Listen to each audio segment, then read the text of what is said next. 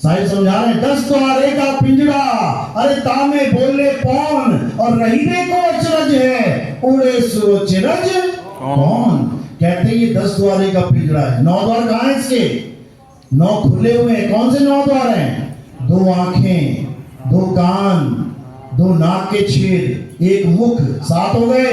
7 दरवाजे इस चेहरे में ही हैं, और बाकी 2 दरवाजे लिंग और गुदा, वो नीचे के द्वार हैं। इन्हीं 9 द्वारों से सारा संसार इस पिंजरे को छोड़ता है। सारा संसार इन्हीं 9 द्वारों में से प्राण त्याग देता है। किसी का पेशाब निकल जाएगा, किसी की लैट्रिन निकल जाएगी, किसी के नाक से ब्लड निकलेगा, किसी के कान से ब्लड निकलेगा, किसी की आंखें बाहर आ जाएंगी, किसी की जीभ बाहर आ जाएगी। 9 द्वारों से निकल गए तो कहां चले जाएंगे? 1,84 में। अब एक दरवाजा और है, वो गुप्त द्वार है, जिसको 10म द्वार कहते हैं। 10म द्वार से भी निकल गए तो कहां चले जाएंगे? राजपाट में चले जाएंगे। साहिब समझा रहे हैं 9 द्वारे संसार सब, और 10वें योगी साध, एकादश खिड़की बनी, कोई जाने संत सुजान। यानी 10म द्वार से निकलने पर भी मुक्ति नहीं होगी। मुक्ति कैसे होगी? 11वें द्वार में समाने से। तो जब सतगुरु मिलेगा तो क्या करेगा? तुम्हें 10म द्वार का ज्ञान देगा, 9 द्वारों से तुम्हारा ध्यान हटवा देगा।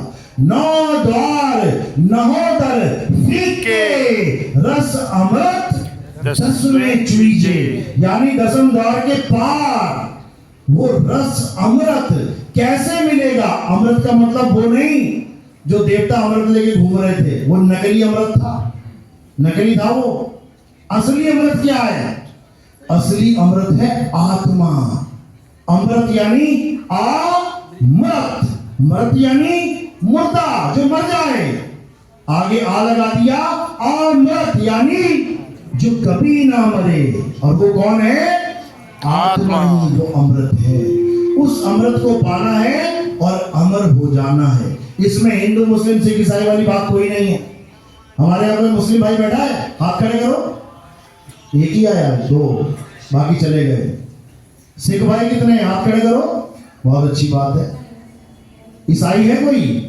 हालेलुया वाला एक है, बहुत अच्छी बात है। हिंदू सारे ही हैं, कोई बात नहीं, अच्छी बात है। ये ज्ञान किसी एक धर्म का ज्ञान नहीं है, ये ज्ञान किसी एक जात पात का ज्ञान नहीं है, ये ज्ञान सारे संसार का एक ज्ञान है। इसी ज्ञान को सत्य सनातन धर्म कहते हैं। इस दुनिया में केवल एक ही धर्म है, बाकी पंथ हैं। एक धर्म कौन सा है? सत्य सनातन धर्म। इसका मतलब क्या होता है? जो सदा सदा रहे उसे सत्य सनातन धर्म कहते हैं। क्या शरीर सदा रहेगा? तो शरीर की पूजा करने वाला कभी सनातनी हो सकता है क्या? नहीं। क्या पत्थर सदा रहेगा? पत्थर की पूजा करने वाला सनातनी हो सकता है क्या? नहीं। आत्मा सदा रहेगी, तो आत्मा की पूजा करने वाला ही सनातनी है। बोलिए सत्य सनातन धर्म की जय हो। साई बंदी सतनाम। तो आज का सत्संग यही समाप्त करते हैं, और आगे जो प्रोग्राम है नाम दीक्षा का, प्रथम दीक्षा वाले हाथ खड़ा करें, बहुत अच्छी बात है। दूसरी दीक्षा वाले, ये भोजन भंडारा जब हो जाएगा उसके बाद होगी। अब आरती का समय। आरती कैसे करते हैं समझ लो। हमारे यहाँ किसी पत्थर की पूजा नहीं होती है, हमारे यहाँ किसी कैलेंडर फोटो की पूजा नहीं होती है, हमारे यहाँ आत्म देव की आरती होती है, हमारे यहाँ आत्मा की आरती होती है। आत्मा की आरती कैसे करेंगे? आत्मा पकड़ के लानी पड़ेगी क्या? मेरे पास आत्मा है, थैंक यू। इसी आत्मा की पूजा करेंगे, क्योंकि हमारे यहाँ संतों को, गुरुओं को या भगवानों को शरीर नहीं मानते। हमारे यहाँ संत कौन है? आत्मा। तो कैसे करेंगे आरती? थोड़े से फूल उठा के मेरे सिर के ऊपर रख देंगे। सिर के ऊपर क्यों रखे? पैरों में क्यों नहीं रखे? गोद में क्यों नहीं रखे? क्योंकि पैर से लेके, अंगूठे से लेके सिर की चोटी तक ये क्या दिख रहा है? नाशवान शरीर। और हमने आरती किसकी कर दी है? अविनाशी आत्मा की। तो हमने इन फूलों को कहां समर्पित कर दिया? नाशवान शरीर से परे। तो शरीरों से परे कौन है? वो आत्मदेव है। तो उसी की आरती होगी। और कोई प्रचार प्रसार में योगदान करना चाहेगा, सेवा करना चाहेगा, तो वो चरणों में स्थान है उसका। माया का स्थान कहां बताया है? चरणों में, संतों के चरणों में। सिर पे मत रख देना, सिर पे चढ़ी माया खतरनाक होती है। इस माया का हम क्या करते हैं, हमने कोई आश्रम नहीं बनाया, हम आश्रमों के खिलाफ हैं। अगर इस देश का बेड़ा गर्क किसी ने किया है तो सबसे बड़ा बेड़ा गर्क आश्रमों ने किया।